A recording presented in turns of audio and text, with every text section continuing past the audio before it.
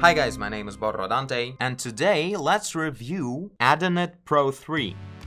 So Adonit recently contacted me to review one of their styluses, and I found it pretty interesting technology-wise, or just clever solution-wise. So I decided to make a little review of it and actually give it a good try. So first of all, what we're looking at here is the kind of stylus that works with any touchscreen. On any modern phone or tablet, it will work.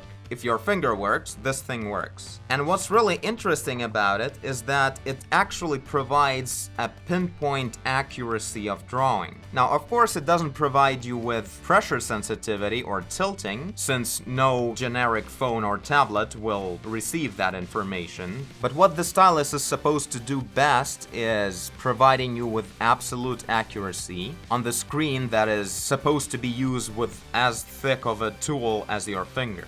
And the way it does it is pretty interesting. I think it's a very interesting solution, but I haven't really held it in my hand until right now, so let's actually see what's going on. So this is what was inside of the box. No manual or anything required, except for some notes on the packaging. So let's go ahead and take it out of this stand.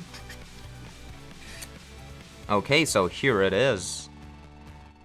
It definitely feels full metal. It has a very nice weight to it and a very sandy kind of surface. It actually feels very premium built for just a passive little stylus. So yeah, it has a magnetic cap that you remove like this. And this is the most interesting part. As you can see, it has a transparent disc on its tip.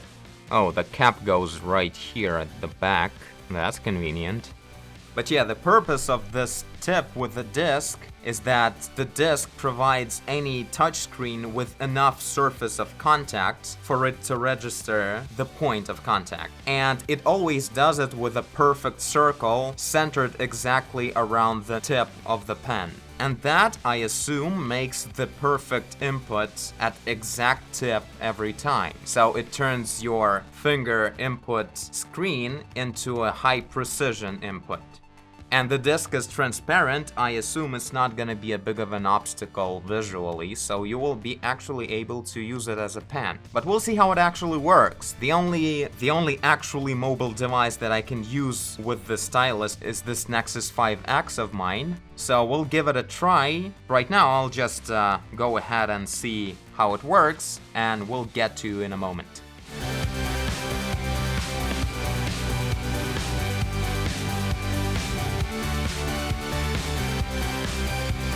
Alright, welcome back to me. You guys never went anywhere? So it's been about 5 hours of playing around with the stylus and my phone. I think I tried 5 different pieces of software and I ended up keeping just 3 of them. Let me actually start recording the screen of my phone. Okay, so the top row with the 3 thumbnails are the 3 apps that I chose to keep for now. But really my favorite one is Painter, just Painter. Its actual name is Infinite Painter, so if you're looking for it on iStore or Google Play Store, search for Infinite Painter. So generally the stylus worked the same way everywhere. It was more about what kind of interface of a program pisses me off less. Art flow is pretty good, but it doesn't seem to have blending brushes, and you know, I'm a big sucker for that. So you can see I just threw together some spots of a colorful landscape here while figuring out different things. Generally the program is working well and has decent amount of features, but the painting part, the painting brushes are not the best of the 3 programs that I have here, so I didn't really work all that much on this one. Now Sketchbook Pro by Autodesk, I think it doesn't really support the horizontal interface. I guess I'm gonna rotate it in editing. So yeah, this is a little soldier I drew here, just trying to see if the whole workflow is fluent enough with just the pen and everything, and it worked out really well. But again, the brushes are far from perfect. They're very limited, like you can basically choose certain types of very specific presets of different brushes with specific names on them and with very few settings to tweak. and I'm a huge fan of actually like big and powerful brush engines where you can set up everything the way you want. So this wasn't exactly super fun for me in that sense, and like it just has some features, but I guess the main downside for me was that it was constantly telling me to buy some brushes. Instead of giving me a full-featured brush engine, now I have to buy different presets of brushes. It's a pretty good doodling program. But now let's move on to Painter, which is the program where I spent most of my time. Yeah, this is the last doodle I was doing. Just some quick expressive drawing of some zombie. As you can see, I was trying to do some line art, but as you know, I'm not a huge guy on the line art, so mostly I was working with oil paint kind of things, and this is where Infinite Painter actually worked really interestingly. So this is the kind of brushwork you get in this program. I don't think there's a brush that does this exact kind of brushwork without any tweaking, so this is actually a pretty specific preset that I made myself. I don't know if I can export and share these presets that I made, but if I can, and if you guys are interested, I will do that, of course. So yeah, you basically saw the final stage of the process of me working on this. And one thing I really loved after like an hour of working with the stylus, I really felt like my small phone screen became huge. Because first of all, the phone screen has a pretty big resolution, it's a full HD screen, and at the same time, while I wasn't limited with the thickness of my finger, I was having a pinpoint accuracy of this stylus. It really made the whole interface, everything a lot bigger. You just work on it close enough and you feel like you're kind of working on a bigger screen than it is. Now, a couple of things about the mechanics of this pen, like what I had to adjust to and understand how to work with it to get the best result. First of all, I'll repeat that this is a passive stylus. It has no electronics inside of it. This is basically an extension for your finger. It doesn't bring any extra information, any extra features to the workflow aside from its form factor. What that means is that no matter what kind of stylus this would be, it would never be able to make your generic phone or tablet screen to support pressure sensitivity. So no pressure sensitivity or tilt sensitivity on this thing. This is just a highly precise pointer. But really, while I was working on this piece, I felt like this thing really allowed me to pass through one very important point of where painting on my phone actually became a thing that really works. Now, about those important things to keep in mind when you adjust to working with the stylus. And number one is that this is the biggest angle that your stylus can tilt. You see, as I'm going further, we actually lose the full contact of the disc with the surface, which is something you definitely want to avoid. You will get like double tap kind of things or something like that. You won't get a decent continuous stroke. So make sure that you don't paint at too big of a tilt. This is quite a big range of angles to work with, so it's really not a problem. Just make sure you don't go painting like this or something, because that really won't work. And another thing to make sure, again, it's all about just the contact of the disc with the surface. Make sure you just press with the stylus onto the surface of the screen. Do not go super slightly touching it, because there's no value to that. There's still no pressure sensitivity, and one thing you really have to make sure you provide your screen with is the full and constant contact of the disc with the surface. So just press with it and draw normally. The only problem I've had in the first 30 minutes of using the stylus was that I was kind of losing this contact here and there, and it felt kind of unstable because of that. But once I figured it out, I could actually paint this cool piece. I actually love it so much. I don't know, I just love red and blue. I will talk about how to set up this brush and what kind of settings I used, which are actually pretty interesting. I never found these settings in this app before. I really didn't expect to have a, decent full workflow with a pen that doesn't have pressure sensitivity. But again, this is not the kind of device that was ever meant to be used for drawing or painting, and I created this on it. I think it's really amazing. And really the precision, which is the key point of this stylus, is actually outstanding. So let's choose my Burrow sketch brush and just see where the stroke actually appears. when I'm drawing.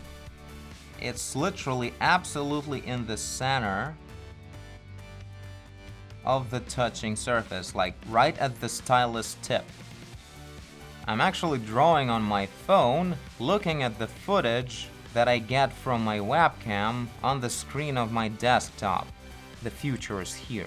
Now, the precision thing is actually a huge game changer. A few years ago, I bought a tiny stylus with a rubber semi-sphere at the tip that's kind of like a bit thinner than my pinky, and it was like a soft thing to touch with. It was black, like opaque rubbery thing, and I was trying to paint with it, and it was really a huge struggle because you really can't tell where your stroke will appear when things come closer to details. So this is literally the first time where I can do kind of like this kind of stuff, getting so close exactly to the path that I want to follow. This right here, this is incredible to me. This is such a high precision that I am able to just follow the same path over and over again, almost perfectly. Basically, I do it the same way on my big Wacom tablet. And you can work with quite small details. It's not a problem. You almost don't even have to zoom in anywhere. But of course, after that, you can also zoom in and go even more precise on the things. Now, this was the sketching kind of brush just to show the precision, which is the best way to show it, I suppose. And all the brushes that I set up myself, I made sure that they change either thickness of the stroke or the opacity of the stroke based on the velocity. So, the faster you make the stroke, the slimmer and more transparent it goes. This is the next best way to control these kind of features of your stroke when you don't have the pressure sensitivity. I think so. So as I go slower, it goes like this, thickness and opacity of the stroke.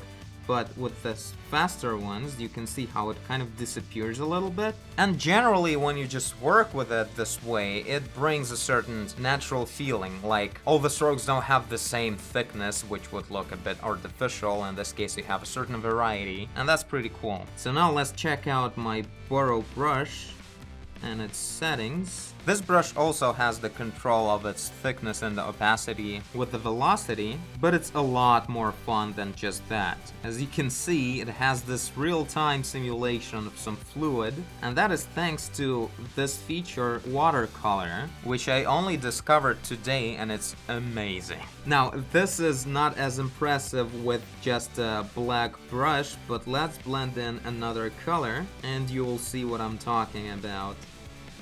This thing just so beautiful. And quite surprisingly fast too. Right now I'm also recording from the screen of this phone with the phone while painting all this, and it's just working basically in real time. I don't know how they do that. Many programs on desktop can do that. So you see, as I go faster, the stroke is a lot more thick. It brings more paint to the canvas. And if I don't release the stroke right away, you can see how it simulates this fluid thing where it kind of bleeds away or inwards. And it all combined with a realistic brush pattern and realistic and strong texture makes this thing look so different, so artistic, realistic, and brings so much variety to strokes. It's just amazing. I love this brush so much. I'm so good at making brushes. I'm not sure, like, in the beginning I was going for like a red landscape with the blue sky, but in the end it kind of almost feels like a red river. Looks pretty cool. So yeah guys, I guess this is it for the review of this Adonit Pro3 stylus. This is not a paid endorsement, the way they call it, or anything like that. The only thing I got from Adonit is the stylus to check it out, so... And I hope it was clear enough on where the stylus stands. The lack of pressure sensitivity obviously doesn't put it on the level of some kind of professional painting tool,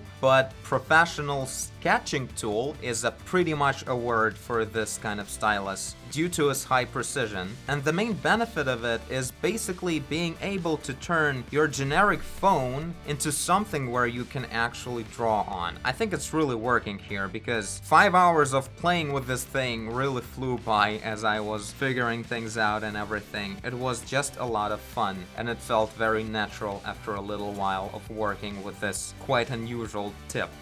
Also, I haven't really given it a try with my Wacom tablet. I mean, I tried it like once, and I don't know, it works, but thing is, the apps on desktop aren't really aimed to replace the pressure sensitivity features with something else, so there would be too much work with tweaking, and what's the point? Generally, it worked the same way as on the phone, precision-wise. So yeah, tell me guys what you think about the stylus, and also tell me if you're interested in seeing more videos about this app, Infinite Painter, or maybe other painting apps on Android, because now we can actually do some reviews of that. So yeah, this is a really interesting thing for me to give it a try on the channel, and there is a giant amount of features in this program that we can really go through if you're interested in that. But for now, this is it. And I thank you for watching if you did. I guess you did if you're here. Leave a like and subscribe, tell a friend. Maintain the full contact. Do whatever you want. And I will see you in the next one. Bye!